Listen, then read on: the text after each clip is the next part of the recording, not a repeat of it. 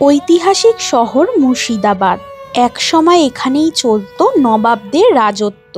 শহরের মাঝখান দিয়ে বয়ে চলেছে ভাগীরথী নদী। অষ্টাদশ শতাব্দীতে এই শহরই ছিল বাংলা, বিহার, উড়িষ্যার মূল প্রাণকেন্দ্র তথা রাজধানী। ছিল রাজ্যের মূল কোষাগার এবং বিচার বিভাগীয় কার্যালয়, অফিস। বহু ঘাত প্রতিঘাত, ষড়যন্ত্র, বিশ্বাসঘাতকতা, অন্যায় অত্যাচারের সাক্ষী হয়ে রয়ে গেছে এই শহর। ভাগীরথী নদীর তীরে গড়ে ওঠা মুর্শিদাবাদ শহরের আনাচে কানাচে ছড়িয়ে ছিটিয়ে রয়েছে নবাবী আমল থেকে পৌরাণিক নানান ঐতিহাসিক নিদর্শন। মুর্শিদাবাদের ইতিহাস নিয়ে নানান জনের নানান মতবাদ, বক্তব্য এবং সমালোচনা রয়েই গেছে। আগের পর্বেই আপনাদের দেখিয়েছি আমরা মুর্শিদাবাদে কিভাবে পৌঁছলাম, পলাশীর যুদ্ধক্ষেত্রের বর্তমান অবস্থা এবং আমরা মুর্শিদাবাদে কোন হোটেলে উঠলাম সেই সম্পর্কিত সমস্ত তথ্য। আজকের এই পর্বে আমরা জানব ঐতিহাসিক মুর্শিদাবাদ নগরী সম্পর্কিত নানান অজানা তথ্য এবং খুঁটিনাটি বিষয়। হোটেল থেকে দুপুরের খাওয়া শেষ করে এখন 2:45-র সময় আমরা হোটেল থেকে বেরিয়ে পড়েছি। আমরা এখন হোটেলের সামনে থেকে উঠে গেছি টোটোতে। আমরা এখন যাচ্ছি ইছাগঞ্জ ঘাটে, সেটাকে দাপাড়া ঘাটও বলা হয়। সেখান থেকে আমরা ওই পারে যাব এবং ওই পারের কিছু সাইট সিন করবো। ত্রিপলিয়া গেট একদম সামনে, ত্রিপলিয়া গেটের এবং হাজারদুয়ারির একদম সামনে আমাদের হোটেল হিস্টোরিক্যাল। আমরা এখন যেই রাস্তা দিয়ে চলেছি এই রাস্তাটি হলো হাজারদুয়ারির ঠিক সামনে রাস্তা এবং এই বাদিকে হাজারদুয়ারি। আমরা ঠিক এখন হাজারদুয়ারির সামনে।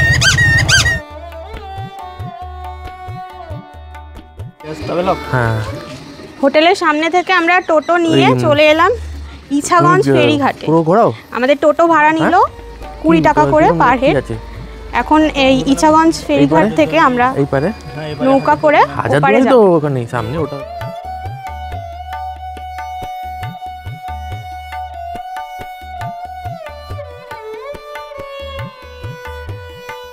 আমরা এখন উঠে পড়লাম নৌকোর মধ্যে, আর এই নৌকোটি করেই এখন আমরা যাব নদীর ওপারে। আর ওই যে দূরে দেখা যাচ্ছে হাজারদুয়ারি প্যালেস। আমরা এখন যাব ভাগীরথীর ওপারে, অর্থাৎ ঘোষবাগের দিকে। এখন বসে পড়েছি নৌকোতে, আর ওই যে দূরে পিছন দিকে দেখা যাচ্ছে হাজারদুয়ারি প্যালেস। বলতে বলতে নৌকোটি ছেড়ে দিল। নৌকোটি কিন্তু বেশ বড়। এখানে দেখলাম নৌকোতে মানুষজনের সাথে সাথে সাইকেল এমনকি বাইকও পারাপার হচ্ছে নদীর এপার থেকে ওপারে।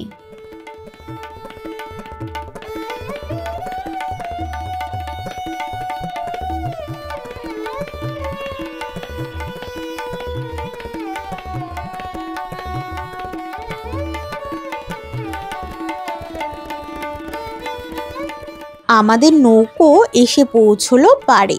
এবার এখান থেকে আমরা একটি টোটো বুক করে নেব এপারের সমস্ত সাইট সিনগুলো ঘুরে দেখার জন্য। ঘুরতে যাবেন এদিকে? হ্যাঁ যাব। এরপরে কি আছে ঘোরার জন্য? ঘোষবাগ, জগৎবন্ধু ধাম, হ্যাঁ, ক্ষীরেশ্বরী মন্দির, গুপ্ত মন্দির। আচ্ছা, আর এই পাশে মোটামুটি কীরকম টাইম লাগে ঘোরার জন্য? এখানে কমসে কম 1.5 ঘন্টা 2 ঘন্টা। 1.5-2 ঘন্টা লাগে। আর কীরকম রেট আছে আপনার? আমাদের এক সাইড রেট আপ ডাউন 110 টাকা। না, পুরো প্যাকেজের? পুরো প্যাকেজে 120 টাকা 30 টাকা। আচ্ছা, 120-30 কি পার হেড হিসাবে? পার হেড হিসাবে। আচ্ছা, আর আপনার নাম কি? আমার নাম সিদাম দাস। সিদাম বাবু, আপনার নাম্বারটা একটু বলে দেবেন? 83-678-11170। আর আপনাকে ফোন করলে, যদি কোনো দর্শক বন্ধু আসেন আপনাকে ফোন করলে পেয়ে যাবেন তো? ওকে, থ্যাংক ইউ। উঠে বসলাম টোটোতে। এবার প্রথমেই আমরা চলে যাব রশনিবাগ।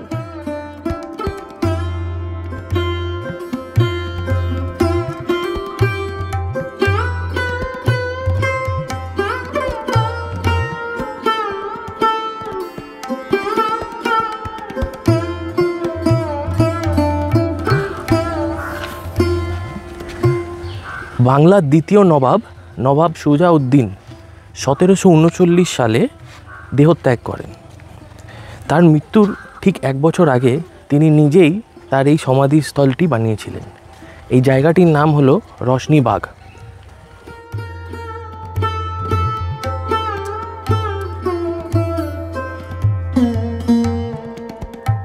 এরপর আমরা এসে পৌঁছলাম খোশবাগে।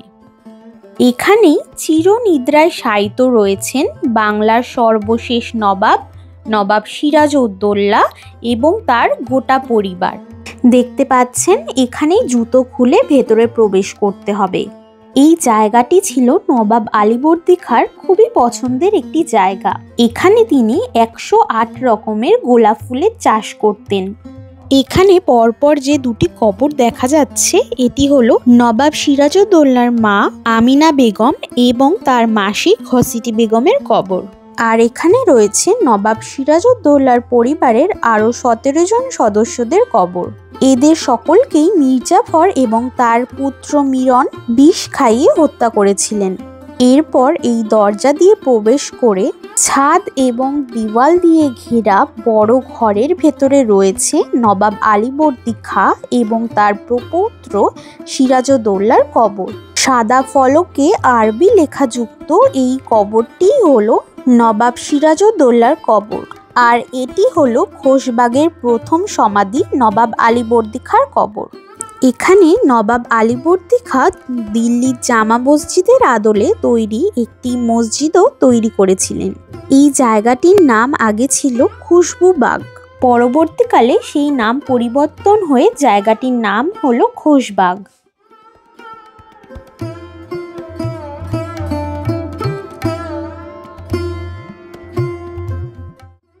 এরপর আমরা চলে এলাম কিরিটেশ্বরী মায়ের মন্দিরে। মন্দির চত্বরেই বেশ কয়েকটি দোকান রয়েছে। এখান থেকে আপনারা ডালা কিনে নিতে পারেন মায়ের পুজোর জন্য। আমরা সকলেই জানি মায়ের 51টি সতীপীঠ রয়েছে। সেই 51টি সতীপীঠের মধ্যেই একটি হলো এই কিরিটেশ্বরী মাতার মন্দির। নাটোরের রানী ভবানী এই মন্দিরটি তৈরি করেছিলেন। উনি উল্লেখ করেছেন 1337 বঙ্গাব্দে এটা মেরামতির কাজ হয়েছে। এবং এনার আগে নিশ্চয়ই মেরামতির কাজে হাত দিয়েছে বলে মানে এনার সময়টা হয়ে গেল প্রায় 100 বছর। 1432 আমরা 5 বছর পরে 100 বছর পূর্তি হবে। মানে এনার আগে লিখেছেন পুনঃ, কারণ নিশ্চয়ই এনার আগে কেউ মেরামতির কাজে হাত দিয়েছিল। 200 বছর মেরামতির পিছনে সময় চলে গেছে। 100 বছর হয়তো ধরতে পারি মন্দিরের বয়স। সব মনে ধরে গেছে মন্দির।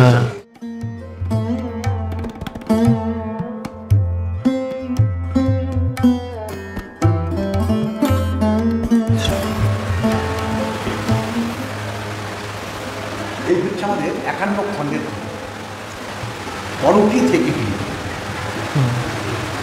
এই করটি আমাদের 3টে পার্ট: সূর্য, চন্দ্র, জ্ঞান। এই হচ্ছে ব্রহ্মশিলা। এই শিলাকে কেন্দ্র করে এই মন্দির প্রতিষ্ঠা করে গেছেন নাটোরের রানী ভবানী।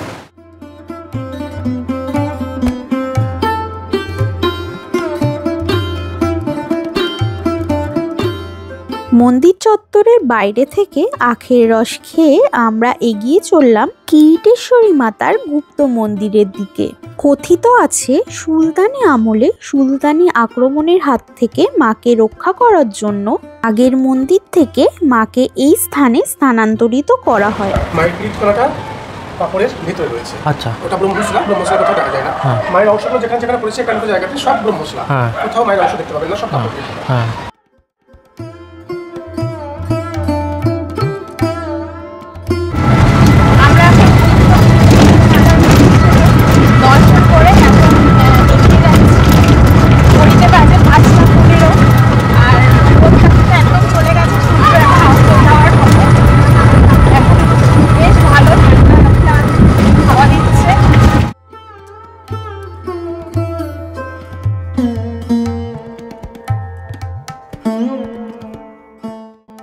এরপর আমরা চলে আসি জগবন্ধু ধাম মন্দিরে। এই মন্দিরটিকে ডাহাপাড়া ধামও বলা হয়ে থাকে। 1871 সালে এপ্রিল মাসে প্রভু জগবন্ধু এই স্থানে জন্মগ্রহণ করেছিলেন। তাই প্রতি বছর এপ্রিল মে মাসে এখানে বড় মেলা অনুষ্ঠিত হয়।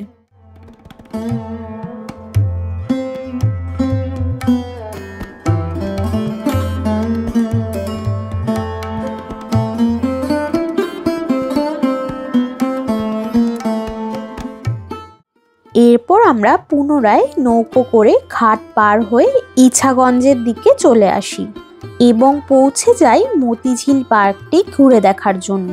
প্রবেশের রাস্তাতেই দুদিক জুড়ে রয়েছে অনেক দোকানপাট, এখানে বিভিন্ন রকমের জিনিসপত্র বিক্রি হচ্ছে।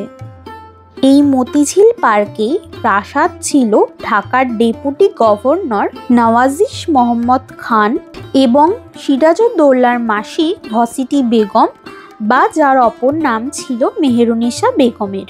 এই মতিঝিল পার্কটিকে চারিদিক দিয়ে ঘিরে রেখেছে বিশাল বড় আকৃতির একটি ঝিল। কথিত আছে এই ঝিলে নাকি আগে মুক্তোর চাষ করা হতো, সেখান থেকে এই ঝিলের নামকরণ হয়েছিল মতিঝিল। বর্তমানে এখানে জনসাধারণের অ্যাক্টিভিটির জন্য টয় ট্রেন এবং ফাউন্টেন লাইট শো হয়ে থাকে। আগে এখানে লাইট অ্যান্ড সাউন্ড শো হতো, কিন্তু বর্তমানে সেটা বন্ধ রয়েছে। বর্তমানে এখানে রাজ্য পর্যটন উন্নয়ন দপ্তরের রিসর্টও রয়েছে, যেখানে আপনারা চাইলেই থাকতে পারবেন। এই মতিঝিল পার্ক সম্পর্কে আলোচনা করতে গেলে যে কথাটা না বললেই নয়, এই স্থানে বসেই সিরাজউদ্দৌলাকে মারার ষড়যন্ত্র হয়েছিল ঘসিটি বেগম, মির্জাফর এবং ইংরেজদের মধ্যে। আজকে মুর্শিদাবাদের আমাদের দ্বিতীয় দিন, আর এখন আমরা ব্রেকফাস্ট করে জাস্ট আমাদের হোটেল থেকে বেরালাম, হোটেলেই ব্রেকফাস্ট করেছি। আর এখন একটি টোটো বুক করা হয়েছে, এই যে দাঁড়িয়ে আছে টোটো। এই টোটো করে আমরা এই পাশে লোকাল সাইট সিনগুলো করবো, কারণ আগের দিন এখানে এসেই আমরা ওই ভাগীরথীর ওপারের সাইট সিনগুলো করেছিলাম, খোশবাগের দিকটা। আজকে আমরা এই দিকটা করবো, হাজারদুয়ারি এবং বিভিন্ন আরও যেই সাইট সিনগুলো রয়েছে সেগুলো আজকে করব। আমরা এখন এই টোটো করে মুর্শিদাবাদের এই পার্টটা, মানে হাজারদুয়ারির পার্ট, এই পারে যা যা স্পট আছে সেগুলো আমরা ঘুরে দেখব এবং সারাদিনের জন্য এই সমস্ত স্পট ঘোরার জন্য আমরা যে দাম ঠিক করেছি সেটি হলো 600 টাকা। এই সবাই টোটোতে উঠে বসলো, আমরা যাব অভিভাইয়ের সাথে। অভিভাইও রেডি আছে, সবাই উঠে গেছে। এখন বাজে 10:40 আর আমরা বেরোলাম আমাদের হোটেল থেকে সাইট সিন করার জন্য। এই টোটো করে এখন যাচ্ছি, প্রথম যাব হাজারদুয়ারি। আমরা এখন মুর্শিদাবাদের চাঁদনি চক মসজিদ প্রাঙ্গণে আছি।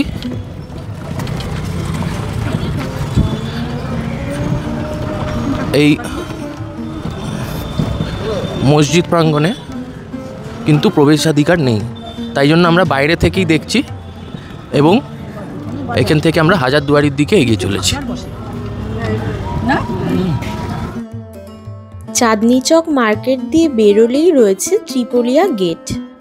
এটি বহু পুরনো নবাবী আমলের একটি গেট। গেটটিতে 3টি দরজা রয়েছে আর ওপরে এখানে আগে নহবত বসতো। আগে যখন রাজা এখান থেকে প্রবেশ করতেন তখন নহবত বাজিয়ে তাকে স্বাগত জানানো হতো।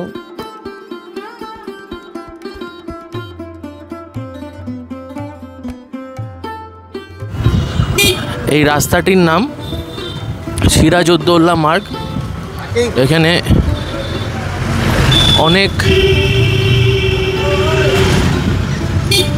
অনেক ছোট বড় থাকা এবং খাওয়ার জায়গা আছে এবং গাড়ি পার্কিংয়েরও কিছু কিছু জায়গা আছে। বলতে বলতে আমরা পৌঁছে গেলাম হাজারদুয়ারির গেটে। এটি হলো হাজারদুয়ারির মেন গেট।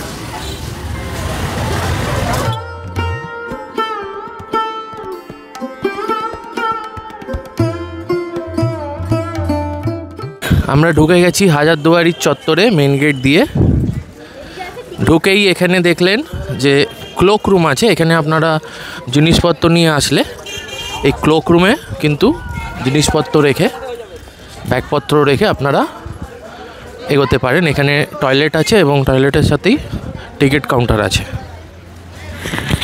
আমরা প্রবেশ করলাম মুর্শিদাবাদ হাজারদুয়ারি চত্বরে। এটি হলো মেন হাজারদুয়ারি প্যালেস, এদিকে ইমামবাড়া। এটা 1985-তে নিয়ে রাস্তাঘাট ভেতরটা সাজিয়ে সংগ্রহশালা, ইংলিশে বলে মিউজিয়াম। এই হাজারদুয়ারিটা সংগ্রহশালা ছিল না, এইটা মিউজিয়াম ছিল না, এটা বেঙ্গল বিহার উড়িষ্যার আদালত ছিল। এই হাজারদুয়ারি সিরাজদৌল্লা চোখে দেখেনি, সিরাজ থাকতেন গঙ্গার ওপারে, ওইটার নাম ছিল হাজার দরবারি, ওইটার নাম লালকুঠি, ওইটার নাম মনসুরগঞ্জ প্যালেস বা হীরাঝিল। আর সিরাজের ভালো নাম মীর মোহাম্মদ মনসুর আলী জাফর খান। সিরাজ মানে রাষ্ট্রপতি, বোঝা গেল। সিরাজের কাহিনী 1757, এর কাহিনী হচ্ছে 1829। এটা ব্রিটিশদের কার্যালয় অফিস, এটা বেঙ্গল বিহার উড়িষ্যা এখান থেকে বসে গোটা ভারতবর্ষ ছড়ি চালাতো, তার নাম হচ্ছে হাজারদুয়ারি। এই হাজারদুয়ারি প্যালেসের ভেতরে তৎকালীন সময়ে ব্যবহৃত কিছু আসবাবপত্র এবং বেশ কয়েকটি পালকি ও তৎকালীন সময়ে ব্যবহৃত যুদ্ধের অস্ত্রশস্ত্র এবং কিছু পোশাক আশাকও রয়েছে। হাজারদুয়ারি প্যালেসের উল্টো দিকেই রয়েছে সিরাজউদ্দৌলার তৈরি একটি ইমামবাড়া এবং রয়েছে একটি মদিনা মসজিদ। কথিত আছে মদিনা থেকে মাটি এনে এই মসজিদে স্থাপন করা হয়েছিল। রয়েছে একটি ক্লক টাওয়ার আর রয়েছে একটি বিশাল আকৃতির তোপ। এই তোপটি একবারই চালানো হয়েছিল এবং সেই আওয়াজে আশেপাশের এলাকার সমস্ত গর্ভবতী মহিলাদের গর্ভপাত হয়েছিল। সেই জন্যই এই তোপটিকে বলা হয় বাচ্চেওয়ালি তোপ। এরপর আমরা চলে আসি আজিমুন্নিসা বেগমের সমাধিস্থানে। আজিমুন্নিসা বেগম ছিলেন মুর্শিদাবাদের প্রথম নবাব, নবাব মুর্শিদ কুলি খানের কন্যা। কথিত আছে ওনাকে এই জায়গায় জীবন্ত কবর দেওয়া হয়েছিল। এই গেটটির নাম হলো নেমোখারাম দরজা। এটা ছিল মির্জাফরের বাড়ি আর এখানেই নবাব সিরাজউদ্দৌলাকে হত্যা করা হয়েছিল, তাই এটি নেমোখারাম দরজা নামে পরিচিত। এরপর আমরা চলে আসি মির্জাফরের 1100 কবরস্থানে। এটাই হলো মির্জাফর এবং তার পরিবারের সকল মৃত সদস্যদের কবরস্থান। যে জায়গাটায় আপনারা এসেছেন এই জায়গাটার নাম কিন্তু জাফরাগঞ্জ। ভিতরে আছে পুরো নবাব মির্জাফর তার পারিবারিককে নিয়ে পুরো 1100 সমাধি আছে ভেতরটায়। যে হাজারদুয়ারি প্যালেসটা আপনারা দেখতে এসেছেন এটা কিন্তু তার মালিকের কবর আছে। এনার নাম কিন্তু নবাব নাজিম হুমায়ুন জা। হুমায়ুন জা ছিলেন মির্জাফরের পঞ্চম বংশধর, তিনি বানিয়েছিলেন হাজারদুয়ারিটা। এই কবরটা কিন্তু মির্জাফরের কবর আছে, সামনে সাদা কবরটা, পাশে দুটো কবর কিন্তু কাকা, যেরকম ওনার নাম নজাব খানের নাম নজাপি খান, মাঝখানে সাদা কবরটা মির্জাফরে মীর মোহাম্মদ জাফর খান। 1757 সালে নবাব হয়েছিলেন মির্জাফর, 1765 সালে মারা যান। ইনি 8 বছর নবাবি করেছেন, তাই মির্জাফরের কবর। এরপর আমরা চলে আসি নসিপুর আখড়াতে। 1770 খ্রিস্টাব্দে দেবী সিং এই নসিপুর আখড়াটি নির্মাণ করেন। এটি এখন মূলত একটি মিউজিয়াম। এখানে দেখার মধ্যে বিশেষ উল্লেখযোগ্য হলো রূপোর তৈরি রথ, পুরনো হস্টিং গাড়ি এবং পুরনো দিনের বিশাল আকৃতির বাসনপত্র এবং তৎকালীন সময়ে বহু আসবাবপত্রও রয়েছে।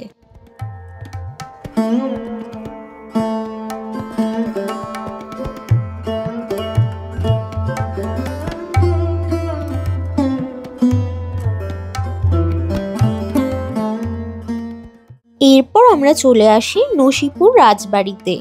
এই নসিপুর রাজবাড়িটি নির্মাণ করেছিলেন রাজা কীর্তিচন্দ্র সিংহ বাহাদুর। বাড়ির ভেতরে প্রবেশের জন্য প্রথমেই টিকিট কেটে নিতে হবে। টিকিটের মূল্য রয়েছে জন প্রতি 20 টাকা করে। ভেতরে ঢুকতেই রয়েছে একটি মিউজিয়াম, যেখানে তৎকালীন সময়ের বিভিন্ন আসবাবপত্র এবং দ্রব্যাদি রয়েছে। বাড়ির ভেতরেই রয়েছে একটি হনুমান মন্দিরও।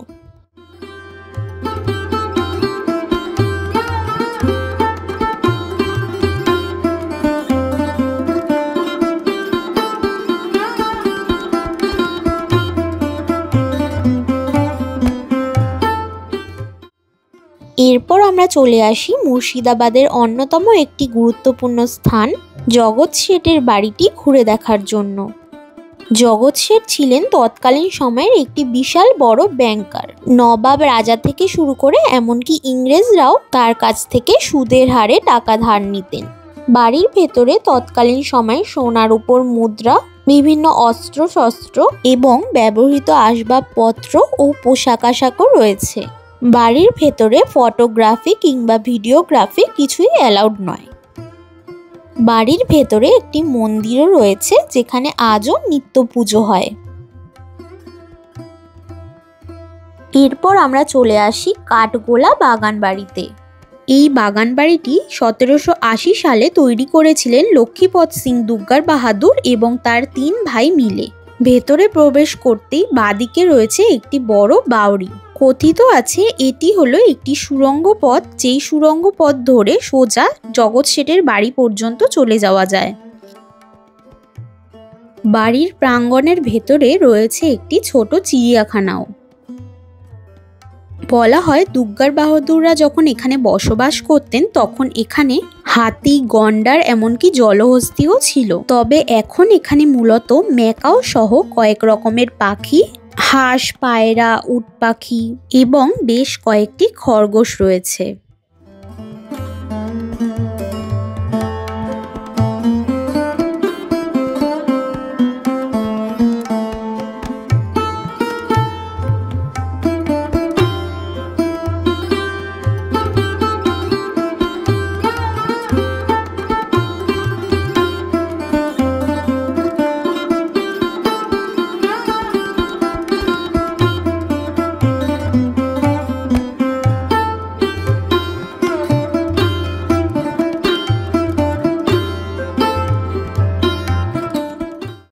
এই দুগ্গার বাহাদুররা মূলত ছিলেন রাজস্থানের, তাই জন্য বাড়ির কিছু কিছু জায়গায় রাজস্থানী ছোঁয়াও চোখে পড়বে। বাড়ির ভেতরেই রয়েছে একটি জলাশয় বা পুকুর এবং সামনে যেটা দেখতে পাচ্ছেন এটা হলো বাড়ির পিছনের দিক। মোট 204 বিঘা জমি জুড়ে রয়েছে এই বাড়িটি। এরপর আমরা চলে আসি মুর্শিদাবাদের অন্যতম গুরুত্বপূর্ণ একটি স্থান কাটরা মসজিদে। কাটরা কথাটির অর্থ হলো বাজার। আগে এই মসজিদের বাইরে বিশাল বড় একটি বাজার বসতো, সেই থেকেই এই মসজিদের নাম হয়েছিল কাটরা মসজিদ। এই মসজিদটি এত বড় যে বলা হয় এখানে একসাথে প্রায় 2000 জন বসে নামাজ পড়তে পারে। 1723 থেকে 1724 সালের মধ্যে নির্মিত হয়েছিল এই কাটরা মসজিদটি এবং এই মসজিদের মধ্যেই রয়েছে নবাব মুর্শিদ কুলি খানের সমাধি। মুর্শিদ কুলি খানের প্রথম জীবনে জন্ম হয়েছিল হিন্দু হয়ে, তবে পরবর্তীকালে তিনি মুসলিম ধর্মে কনভার্টেড হন এবং ওনার নাম ছিল সূর্যনারায়ণ মিশ্র।